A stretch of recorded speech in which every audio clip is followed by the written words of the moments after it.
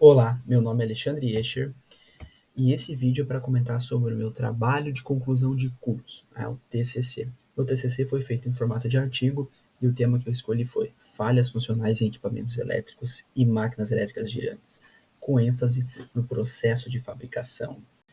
Introdução. Agora na introdução irei contextualizar o motivo de eu ter escolhido esse tema, das falhas funcionais em máquinas elétricas girantes, provindas do processo de fabricação. Bom, começo comentando ali sobre a parte da eletricidade. A eletricidade ela é algo que simplesmente faz parte do nosso dia a dia, do nosso cotidiano. E dispositivos elétricos é muito comum a gente utilizar e muitas vezes a gente nem entende como que a gente utiliza esse dispositivo elétrico, como que ele funciona.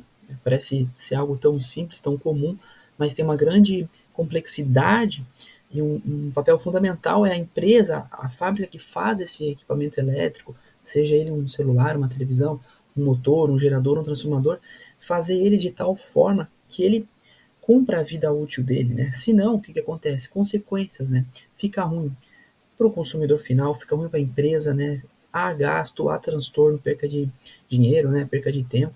Então, é fundamental que os componentes elétricos, né? Do dia a dia e das indústrias funcionem adequadamente, né? Um exemplo assim que eu gosto de falar, assim, por exemplo, que nem fazer uma videochamada, né? A gente não percebe o quão legal é a eletricidade. A gente consegue, por meio das ondas eletromagnéticas, conversar com uma outra pessoa que está do outro lado do mundo, ver essa pessoa ao vivo e ela escutar a nossa voz ao vivo. E a gente faz essa videochamada, conversa, uma ligação, um telefone, vê uma imagem na televisão. Enfim, várias coisas acontecem e parece que são normais, assim, mas se fôssemos falar disso há 100 anos atrás, com certeza iam dar risada, falar que isso não existe, que é impossível. E parece mesmo, mas na verdade ocorre, né? Então essa importância da eletricidade para nós aí, né? E para tudo isso dar certo, a gente conseguir se comunicar com outras pessoas e fazer tudo isso acontecer, é muito importante que o equipamento fabricado é, não pare de funcionar assim devido a uma falha provinda do processo, né? Outras falhas, né? Mas principalmente do processo sobre essa contextualização do meu trabalho.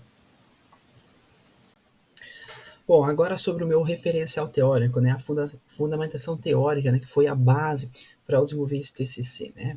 Então, procurando sobre artigos na internet, né, o que eu encontrei na internet, do pessoal comentando ali sobre a visão, né, de especialistas, o que eles acham sobre o processo de fabricação, o que é importante cuidar, o que não é, né.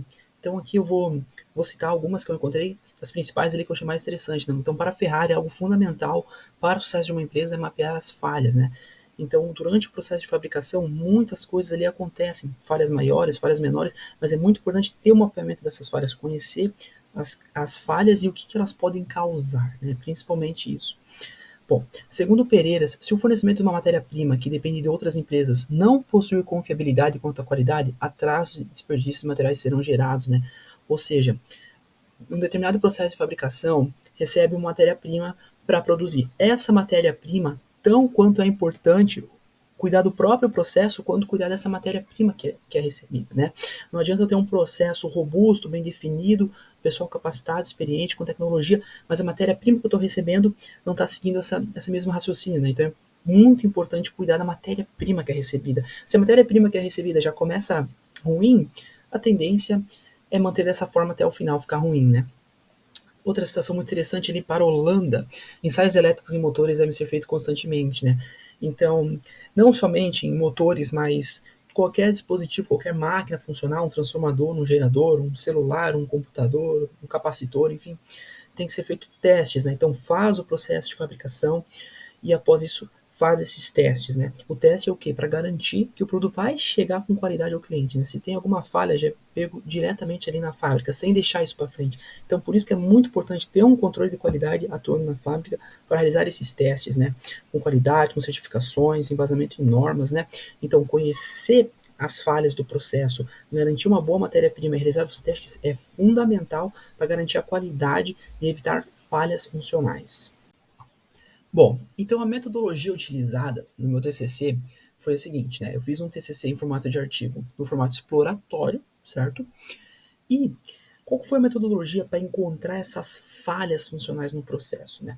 Então, foi utilizado ferramentas da qualidade, como 5 porquês, que é uma ferramenta muito interessante, onde existe um defeito e a ideia é ir questionando o porquê desse defeito 5 vezes. Mas como assim 5 vezes? Por que perguntar 5 vezes? Porque você faz a pergunta, aquilo vai gerar uma resposta. Você faz uma pergunta em cima dessa resposta e assim sucessivamente 5 vezes. Tá, mas por que fazer isso? Porque assim eu chego na causa raiz, né? Então, por exemplo, determinado motor elétrico, bom, apresentou um curto-circuito. Por que apresentou um curto-circuito? Foi uma falha no processo de fabricação. Beleza, mas por quê? Durante o processo de isolamento das bobinas de diferentes fases, o isolante entre fases estava deslocado. Ok, por que ele ficou deslocado? Bom, não, o operador que fez essa isolação manual não tinha treinamento suficiente. Opa, então tá aí, a gente chegou na causa raiz através dos 5 porquês. Claro, só um exemplo. Bom, próximo, diagrama de causa e efeito, né? Muito conhecido como diagrama de Chikawa ou espinha de peixe, né? Que é do formato do diagrama. Então, nesse diagrama, ele é interessante que ele aborda situações onde a gente normalmente não pensa sobre. Então, tem alguma coisa que está acontecendo, algum defeito, algum problema, então a gente pensa sobre o método, mão de obra, medida, o meio ambiente, a máquina, o material. Então, são muitas coisas que faz a gente realmente abrir a cabeça, abrir os conceitos, expandir e pensar fora da caixa para tentar encontrar a causa do efeito, né? Bom, feito isso, né, também um fluxograma, né, foi realizado para acompanhar e gerenciar todos, né, tudo essas ferramentas da qualidade, né? Então o fluxograma ele abordou desde o começo até o fim do projeto, né? Os indicadores são essenciais para a gente encontrar quais são os defeitos, né? Então, um exemplo de indicador é, por exemplo, assim, no processo de fabricação de bobina com espira mais, bobina com espira menos, fio arranhado, né? Fio emaranhado, perímetro errado na confecção da bobina. A gente precisa mapear esses defeitos, ver qual que é a ocorrência que eles estão ocorrendo, né, para gerar esse indicador, para atacar os principais defeitos, né. E o gerenciamento da rotina, que na minha opinião é o mais incrível, que é o seguinte: aplicar o gerenciamento de rotina no processo com os trabalhadores envolvidos naquele processo, né. Então, como que foi aplicado esse gerenciamento da rotina? Sempre quando ocorria um defeito, né, por exemplo, ali na parte da bobinadeira, todos os colaboradores eram envolvidos para comentar sobre aquele defeito.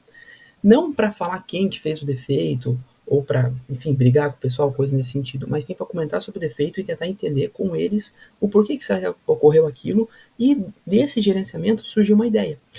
Mas por que falar com o pessoal que trabalha ali diretamente, por exemplo, na bobinadeira? Porque não há ninguém melhor para falar de como fazer uma bobina do que a pessoa que está todo dia fazendo ela. Tem ninguém melhor para falar sobre solda do que as pessoas que soldam, os soldadores. Né? Ninguém melhor para falar sobre a parte da bobinagem que inserta a bobina. Né? Então a gente fala diretamente com o pessoal envolvido no processo, pois conhecem muito a fundo a prática, e através deles a gente consegue ideias que competem, né, que corroboram com as ferramentas da qualidade, os 5 porquês, o diagrama, né?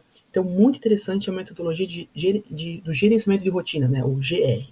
Bom, agora sobre os resultados, né? Após a aplicação da metodologia, os resultados vêm se mostrando com muito êxito. Eu falo que vem se mostrando com êxito porque ainda não está tudo certo, ainda há defeitos, embora algumas ações já foram implantadas, já estão mostrando um progresso, porém ainda há muito trabalho a ser feito, né? Bom, mas através do gerenciamento de rotina teve muito êxito, né, na construção dos planos de ação, ajudou muito a abrir a nossa mente para estudar esses defeitos, né? Tem uma foto ali que dá para ver, né? Ali sou eu mesmo ali aplicando o gerenciamento de rotina na bobinadeira com o pessoal envolvido do processo. Então comentei sobre o defeito, o pessoal vai lá e fala: olha, cara, eu acho que eu sei o porquê que a bitola do fio utilizado foi incorreta, por causa que não houve a conferência com o micrômetro, foi somente verificado a etiqueta que veio no carretel, mas faltou fazer a conferência com o micrômetro para garantir que esse carretel que veio no fornecedor estava correto. Né? Então, a partir disso, por exemplo, poderia surgir uma ação. Olha, a partir de hoje, o que a gente pode fazer? Fazer essa dupla conferência, né? Para evitar problemas maiores. Né? Faz uma bobina com fio errado, cara, muito problemático para a fábrica, acaba perdendo aquele estator, aquela bobina, né? Causa custos, enfim. Então, através do gerenciamento da rotina, e sobre as ferramentas da qualidade utilizadas, a gente teve êxito para fazer os planos de ação, né? A gente conseguiu mapear as principais causas através dos indicadores. Bom, daí agora comentando das ações, né, que realmente a gente fez ali, foi a introdução do sistema de dupla conferência da quantidade de fios e espiras, né? E então, sempre quando uma bobina precisava ter emenda, muitas vezes essa emenda era feita e não era feita uma conferência, né? Então agora é feita uma conferência dessa emenda por até uma segunda pessoa, né? Essa pessoa assina o checklist que foi criado para isso, e assim a gente consegue garantir uma maior confiabilidade do nosso processo ali, falando da parte da bobinadeira. Bom, sobre a conclusão, né, a conclusão do trabalho foi que é o seguinte: o estudo das principais causas de falhas elétricas em máquinas girantes, ela é essencial para a gente mapear essas falhas, entender elas, envolver o pessoal, tomar planos de ação e acompanhar a partir do fluxograma. Isso realmente mostra um crescimento positivo na redução, né? Então isso mostra uma redução muito significante e é muito gratificante você ver ali os defeitos reduzindo, ver os indicadores de qualidade reduzindo através de uma metodologia boa, sistemática, implantada, né? Então, estudar essas causas dessas falhas realmente é muito interessante e realmente está ajudando demais, né, a fábrica onde foi feito esse estudo, né? Bom, como eu comentei antes ali, a metodologia, né, ela vem se mostrando correto, porém ainda tem defeitos, a gente ainda vai atacar mais, né? Precisamos continuar atacando, não podemos parar, não podemos, né, sossegar. Então vamos continuar firme aí, buscando continuar a aplicação dessa metodologia. E por que que isso, eu elenquei ali o progresso na sociedade, né? Por que que isso é legal para a sociedade? Pois assim, a partir do momento que a gente compra alguma coisa, a gente espera que aquilo funcione. Quando aquilo para de funcionar, muitas vezes a gente consegue garantia, muitas vezes não. E isso gera um transtorno. Mesmo conseguindo essa garantia, ainda assim tem todo esse trabalho de ir lá levar, trocar, justificar, torcer que eles vão aceitar dar uma garantia por um processo de fabricação, né? Que é isso que acontece, por exemplo, com um eletrodoméstico, um celular, alguma coisa. Então, se as coisas que as pessoas compram, elas duram, né? O progresso da sociedade tende a aumentar por quê? As pessoas não precisam mais perder tempo, gastar dinheiro com coisas que a princípio estavam ok, mas pararam de funcionar do nada, né? Devido a uma falha no processo de fabricação, né? É esse o ponto que eu gostaria de chegar aí. Bom, e as referências, né? As referências do meu trabalho, né? Do meu artigo TCC, estão aqui. Então, as referências ali que eu tive o meu embasamento, né? Que me ajudou bastante aí a conseguir realizar esse trabalho. Bom, muito obrigado.